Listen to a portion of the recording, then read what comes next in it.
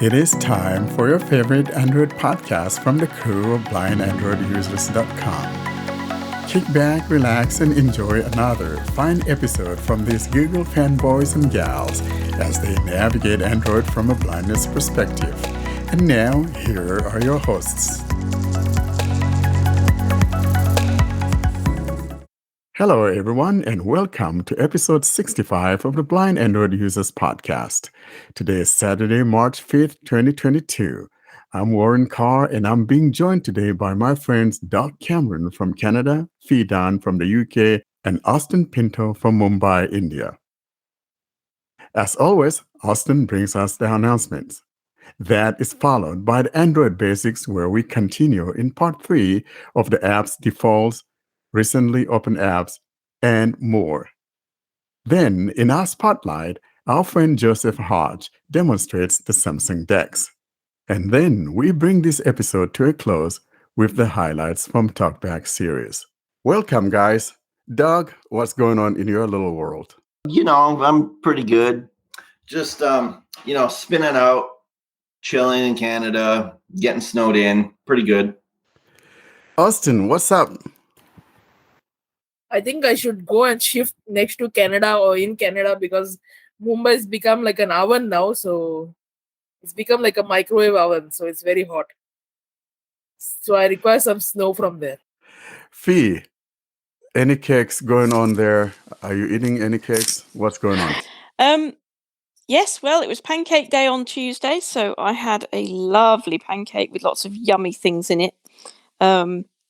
And yeah, the weather here is grey, rainy, yucky. Austin, if you'd like some of our rain, you're quite welcome to have all of it in exchange for some of your sunshine. That would be lovely, actually.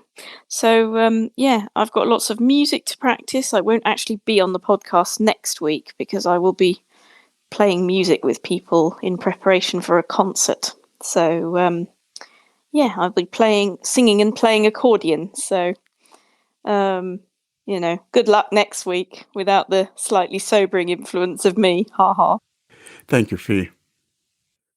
Austin, what do we have in the announcement segment? I know you're going to be talking about some great stuff.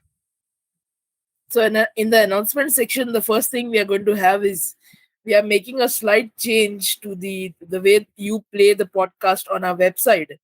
If you listen to the podcast in the podcast apps, then that will not affect you. But if you come to the website and hear the podcast, after every section of the show notes, you should have a frame or the player of YouTube video. So each section will have its own YouTube video. So it will be easy to play the podcast, or even if you want to watch short segments, then you can play the YouTube video directly from the website. This change will cause a delayed release of the audio. If you want to hear us before those who want to listen to us via audio, then you can subscribe to our YouTube channel, or you will have to wait for some time while the audio podcast is made available. So if you have not done so, please go ahead and subscribe to the YouTube channel and turn on the notifications so that you are notified of all of the other videos that are not in the podcast, like extra app demos, which are in detailed, which are very long and may not fit on a podcast. That is the announcement from our side. But there is a lot of news. There's MWC just ended, and I think this year it was very big. There were some 60,000 people that came, a lot of companies, so big attendance, and it was offline event after a long time. The first big innovation in MWC is Oppo invented a phone, or at least demoed a phone, which charges at 240 watts. I don't know what is going to happen. Like, it charges a 4000 mAh battery in 9 minutes. I hope the phones and the batteries are safe, because I don't know. Anyone has to comment on that? Well, my stand when it comes to all of that, I don't want all that fast charging. I mean, it's okay if I'm rushing for something, but if not, it's not like I don't have electricity. So I'm not into all that fast charging thing. I wouldn't spend silly money on it, but it would be nice, especially on those mornings when you get up and realise that, oh, your phone wasn't actually on charge when you thought it was, and you need to leave the house in 20 minutes, and oh no, at least you would then be able to put your phone on charge quick, and by the time you're ready to leave, it would be charged. That would be very cool, but not if it meant spending lots of extra money to pay for it. So it depends how much the feature is going to cost, really, as to how good it would be.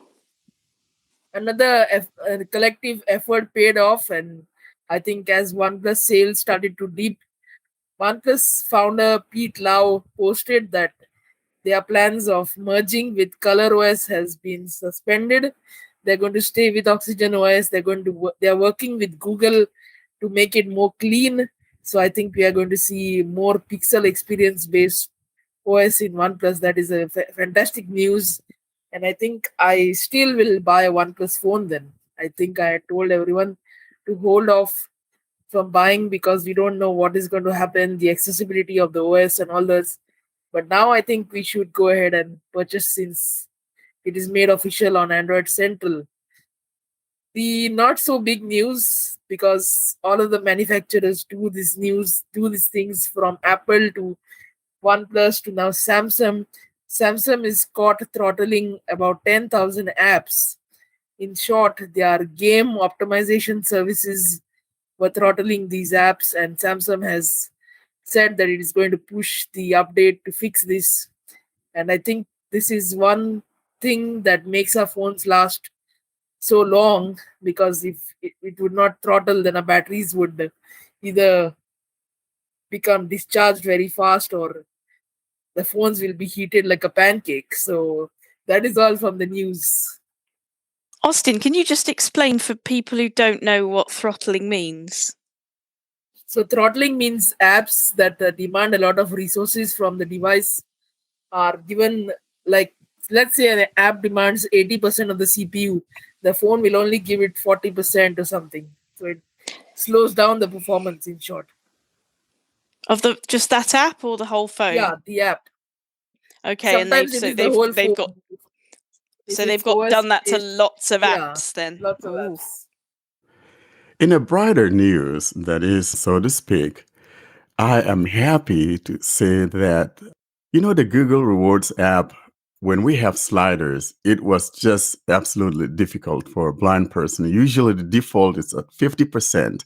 And whether you want to decrease that or you want to bump it up, it was just a challenge. You've got to keep fiddling and nothing works.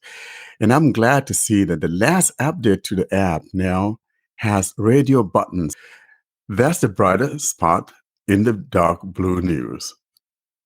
In a more brighter news, Google launched the Play Pass feature for India. Initially, it was not launched, but now they have launched it for 99 rupees a month, which is like a little more than $1, but it is now in India. So you can share apps with your family members. You can invite them to a Google family group and share apps. Warren, can you explain more about Play Pass and what it does? So Play Pass actually is a gamer's heaven, because what happens is that a lot of apps, or I shouldn't say a lot of apps, but a bunch of apps, you could have them for free, even if they're like $10 or whatever the cost is. Because you're subscribing to that Play Pass, you get apps for free and you install them for free, even though they're paid apps. There's not a lot in here, but if you're a gamer, a lot of the gaming apps that usually people spend a lot of money on, those things are free. So I tried it once upon a time, but here in the US, it's like $5 a month. Or if you want it, you could do like an annual subscription of, I think it's about like $30 or something. So that's not too bad, but it's a good way to be able to accumulate apps that you like. And then in the reward part of it is that you get points. When you buy things on Google Play, you get points, and those accumulate, and you can redeem those points and make further purchases with those points. So if you can subscribe to the Play Pass, you should. But if not, then just buy it whenever you can. What happens when you unsubscribe? Do you lose those apps, or do you get to keep them because you had them already? That's a good question because I didn't get any that I was doing the trial because they were mainly games. And so I wasn't interested in a gaming app. So I'm not sure. I would like to think, though, that you probably might lose them or you may keep them because you paid before. So I'm kind of leaning more on the side that you'll be able to keep those apps that you've purchased during your trial or your subscription.